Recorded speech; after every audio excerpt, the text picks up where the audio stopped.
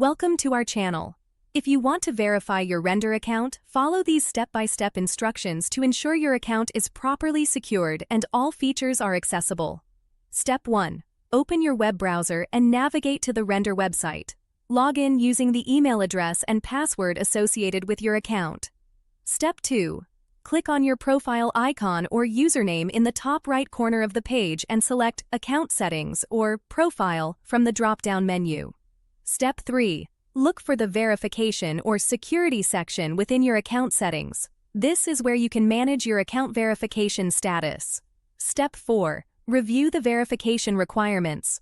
Render may ask you to verify your email address, phone number, or identity documents depending on the account type. Step 5. If email verification is required, check your inbox for a verification email from Render. Click the verification link provided in the email to confirm your email address. Step 6. For phone verification, enter your mobile number in the designated field and click Send Code. You will receive a verification code via SMS. Enter this code to verify your phone number. Step 7. If identity verification is needed, prepare a government-issued ID and follow the on-screen instructions to upload a clear photo of your document.